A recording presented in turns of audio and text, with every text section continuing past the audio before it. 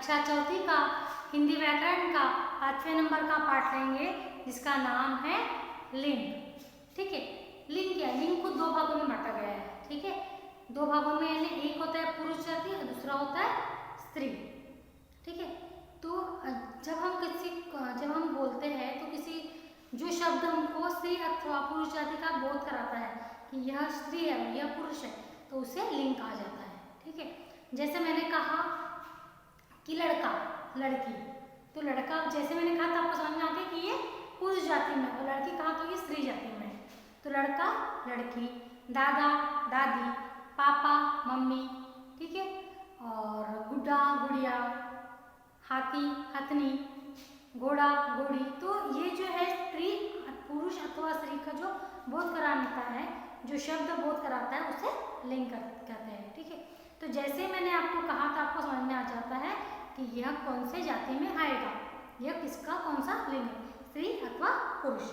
ठीक है, देखिए पुरुष अथवा स्त्री जाति का बोध कराने वाले शब्द को लिंग कहते हैं।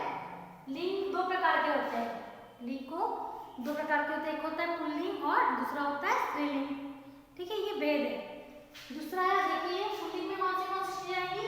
ऊंट, स्त्रीलिंग में ऊँटनी, साधु साध्वी, बूढ़ा पुल्लिंग में है, बुढ़िया स्त्रीलिंग में है, गुड्डा पुल्लिंग में है, गुड़िया स्त्रीलिंग में है।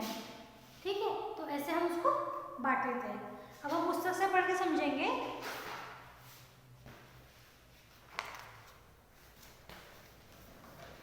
बच्चों, प्रत्येक प्राणी में स्त्री अथवा पुरुष जाति है। जैसे दादा दादी जी टीवी देख रहे हैं, बंदर बंदरिया पेड़ पर बैठे हैं, माली और मालिन पौधों को पानी डाल रही है, हंस और हंसिनी नदी में तैर रहे हैं। उपरोक्त वाक्यों में दादाजी, बंदर, माली, हंस शब्दों से पुरुष जाति का बोध होता है। ठीक है, वैसे ही दादी जी, बंदरिया, माली, हंसिनी शब्दों से स्त्री जाति का बोध होता है।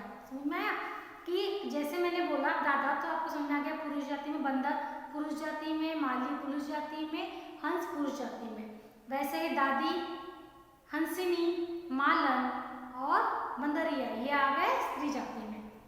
इसी प्रकार पुरुष अथवा स्त्री जाति का बोध कराने वाले शब्द लिंग कहलाते हैं। लिंग के दो भेद होते हैं, पहला है पुल्लिंग, दूसरा है स्त्रीलिंग। लिंग के कितने भेद होते हैं? दो, पहला होता है पुल्लिंग, दूसरा होता है स्त्रीलिंग। अब पुल्लिंग क्या है?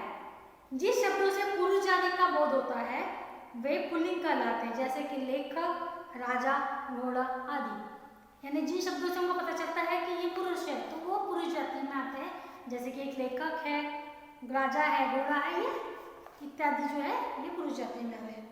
वैसे स्त्रीलिंग, जिन शब्दों से स्त्री जाति का बोध होता है, जिस शब्दों से हमको पता चल जाता है कि ये स्त्री जाति के है, तो उसे वह कहला स्त्रीलिंग कहते हैं। जैसे कि लेखिका, राजा पुरुष में था तो रानी स्त्रीलिंग में आ गई, घोड़ी आदि।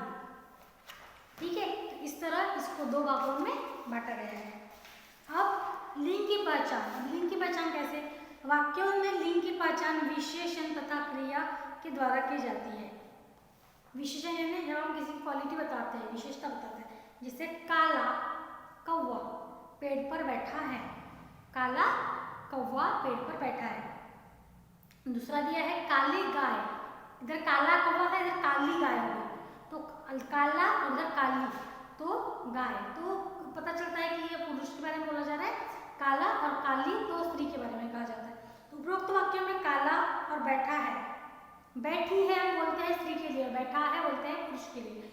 तो उपरोक्त वाक्यों में काला और बैठा है शब्दों से कौवे के पुरुष जाति का बोध होता है, तथा काली और खा रही है, खा रही है, इससे हमें पता चलता है कि स्त्री जाति में शब्दों से गाय के स्त्री जाति का होने का बोध हो रहा है।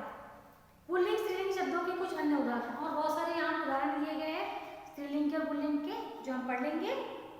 यहाँ पे मैंने कुछ शब्द बोर्ड पर लिखे थे, ऊंट ऊंटनी, साधु साध्वी, कटोरा कटोरी, आचार्य आचार्या, आचार्य यानी पुरुष, आचार्या यानी स्त्री।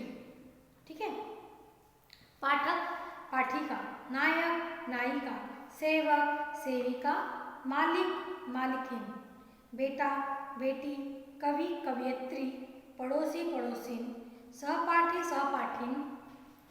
देखो यहाँ सहपाठी का सहपाठिन हो गया, हाँ। यहाँ पे कवि था तो कवियत्री हो गया, पड़ोसी था तो पड़ोसिनी हो गया, पड़ोसिन हो गया, ठीक है।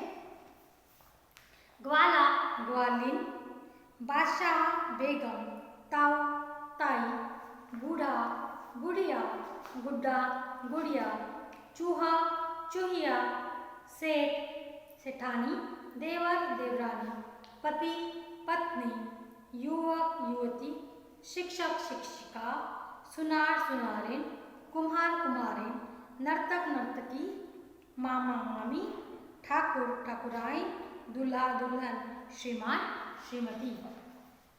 ठीक है। लिंग संबंधी कुछ विशेष बातें, अब हमें लिंग से संबंधी कुछ विशेष बातें। कुछ शब्द सदैव पुल्लिंग में प्रयोग होते हैं, जैसे कि कुछ ऐसे शब्द हैं जो सिर्फ पुल्लिंग में ही प्रयोग होते हैं, उसका स्त्रीलिंग नहीं होता है। जैसे सोना, हम जो कुछ सोना खरीदते हैं उसे हम सोना ही कहते हैं, सोनी नहीं बोलते हैं ना, सोना। बगीचा, बगीचे का है कि कोई फीमेल फॉर्म नहीं, स्त्रीलिंग नहीं है उसका, तो बगीचा। दूध, दूध भी दूध ही होता है, दही दही होता है। पेन, पेनी होती है, उसका कोई स्त्रीलिंग नहीं है। ताला, तालन बोलते हैं क्या? नहीं, ताला ही होता है। आम, पेड़, गुस्सा, फूल, पहाड़, ये हमेशा पुल्लिंग में ही रहते हैं, इनका लिंग नहीं बदलते, ये सिर्फ पुल्लिंग में ही आते हैं। कुछ शब्द ऐसे हैं, जैसे ये जो शब्द अभी मैंने पढ़े वो सिर्फ पुल्लिंग में आते हैं, वैसे ही कुछ शब्द हैं जो सिर्फ स्त्रीलिंग में आते हैं, जैसे कि तितली, छिपकली, मक्खी, कोयल, लीची, नदी, गर्मी, सर्दी, मेज, चील।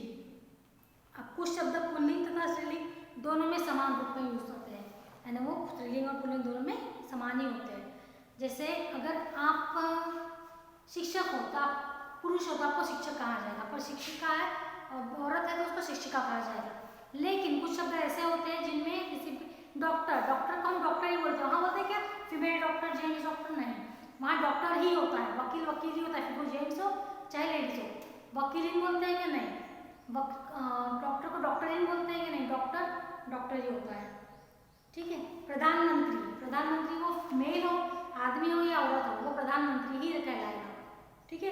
राष्ट्रपति कोई भी हो, राष्ट्रपति वो स्त्रीलिंग में हो चाहे पुल्लिंग में हो, लेकिन वो राष्ट्रपति ही कहलाएंगे। इंजीनियर, डॉक्टर, वकील, प्रोफेसर, सभापति, मंत्री, सचिव, मैनेजर, ये जो शब्द है ये हमेशा वो स्त्री हो चाहे पुरुष हो, उन दोनों को यही कहा जाएगा, उसमें कोई भी भेद नहीं होगा।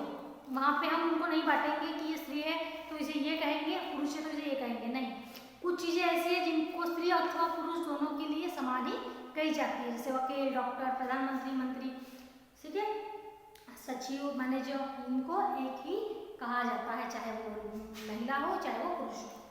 ठीक है। अब आओ दोहराए। पुरुष अथवा स्त्री जाति का बोध कराने वाले शब्द लिंग कहलाते हैं। लिंग के दो भेद है, पुल्लिंग और स्त्रीलिंग। वाक्य के लिए वाक्य में लिंग की पहचान उसकी विशेषता तथा क्रिया के द्वारा की जाती है। प्रधानमंत्री, राष्ट्रपति, इंजीनियर, डॉक्टर, वकील, प्रोफेसर, सभापति, मंत्री, सचिव, मैनेजर शब्द स्त्रीलिंग तथा पुल्लिंग दोनों में समान रूप में उपयोग में आते हैं, प्रमुखतः होते हैं। ठीक है। तो इस तरह यह पाठ खत्म होता है। अब हम इसका अभ्यास देख लेते हैं। सही उत्तर पर राइट का चिन्ह लगाइए। स्त्री जाति का बोध कराने वाले शब्द क्या कहलाते हैं? स्त्री जाति का बोध कराने वाले शब्द स्त्रीलिंग कहलाते हैं। युवती शब्द पुल्लिंग होता है? नहीं, स्त्रीलिंग होता है। युवती शब्द पुल्लिंग होता है। महिला, आदमी, युवक, युवक, महिला, महिला मैन। ठीक है। युवती यह पुल्लिंग होता है, युवक होता है। अच्छा, युवती शब्द का पुल्लिंग होता है। युवती का अपोजिट बताना है हमको। युवती शब्द का पुल्लिंग क्या है? युवती शब्द का पुल्लिंग है युवक। युवती का पुल्लिंग क्या है? यहाँ युवती स्त्रीलिंग दिया हुआ है और उसका पुल्लिंग बताना है, वो है युवक। पुल्लिंग तथा स्त्रीलिंग दोनों में समान रूप में प्रयुक्त होने वाला शब्द। अब वो पुल्लिंग तथा स्त्रीलिंग दोनों में प्रयुक्त हैं, दोनों में से कुछ भी हो, लेकिन उनको एक ही चीज कहा जाता है, तो वो गुस्सा, सभापति या नदी, तो सभापति। सोना बहुत महंगा है। वाक्य में सोना शब्द का लिंग क्या है?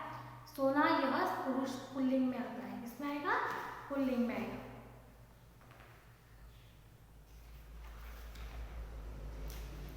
प्रश्नों के उत्तर लिखिए। लिंग की परिभाषा उदाहरण सहित लिखिए। लिंग किसे कहते हैं? जो स्त्री अथवा पुरुष होने का बोध कराता है उसे लिंग कहते हैं। और उसका उदाहरण देना है आपको लड़का लड़की दादा दादी है। जैसे आपने आपके पिता ने दिया है कि दादा दादी टीवी देख रहे हैं, पापा मम्मी झाड़ पेड़ों में पानी दे रहे हैं। लिंग की पहचान किसके द्वारा की जाती है? क्रिया और विशेषण के द्वारा। पुल्लिंग और स्त्रीलिंग के अंतर स्पष्ट कर दिए। जो शब्द पुरुष जाति का बोध कराता है उसे पुल्लिंग कहते हैं और जो शब्द स्त्रीलिंग जाति का बोध कराता है उसे स्त्रीलिंग करते हैं। ये दोनों में फर्क है। कोई ऐसे 5 शब्द लिखे जिनका प्रयोग सदैव पुल्लिंग में होता है।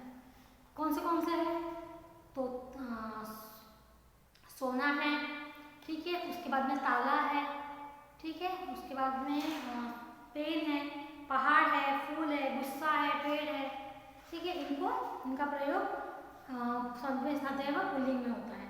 शब्दों के लिंग बदल कर लिखिए। यहाँ लेखिका लिखा है, उसका हमको अपोजिट करके लेखक लिखना है। पाठक, पाठकिन, कटोरी, कटोरा, शिक्षक, शिक्षिका, कुम्हार, कुम्हारन, हंस, हंसनी, सहपाठी, सहपाठिन, ग्वालिन, ग्वाल, नर्तक, नर्तकीन, गुड़िया, गुड्डा, ठीक है। अब यहाँ पे कुछ और शब्द दिए हुए एक साथ, जिसमें आपको छाटकर इन शब्दों में से छाटकर पुल्लिंग की जगह पुल्लिंग शब्द लिखते हैं, स्त्रीलिंग की जगह स्त्रीलिंग शब्द आपको छाटकर लिखना है। चित्रों को देखकर लिंग के भेद लिखिए। अब यह जो है ये यहाँ पे क्या दिख रही है? नदी दिख रही है। तो नदी क्या है? स्त्रीलिंग में आती है। कटोरा पुल्लिंग में आएगा। चिड़िया, चिड़िया सदैव चिल्ड्रंस में आती है, स्त्रीलिंग में आती है, ठीक है।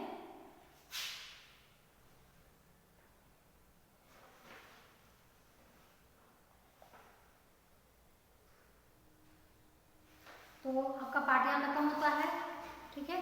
तो इसका अभ्यास पीडीएफ द्वारा भेजा जाएगा। जो आपको लिखना है, ग्रामर के पूरे चैप्टर जितने भी तक पढ़ाए गए हैं सब आपको याद करने हैं। परीक्षा आ रही है, परीक्षा में ग्रामर के क्वेश्चन आंसर ऑब्जेक्टिव्स पूछे जाएंगे, तो आपको पूरे अच्छे से लिखकर याद भी करने हैं, सिर्फ लिखना नहीं है, लिखकर याद करना है। और जो हिंदी के पुस्तक का जितना पढ़ाते हुआ है उसके भी प्रश्न उत्तर, उसके ऑब्जेक्टिव्स आपको लर्न करके याद करने हैं। कविता अगर है तो कविता की 4-4 लाइनें याद करनी हो, वो हिंदी हो चाहे मराठी हो, ठीक है। तो हम अगली कक्षा में नए पाठ के साथ मिलते हैं। तब तक के लिए सभी को बाय।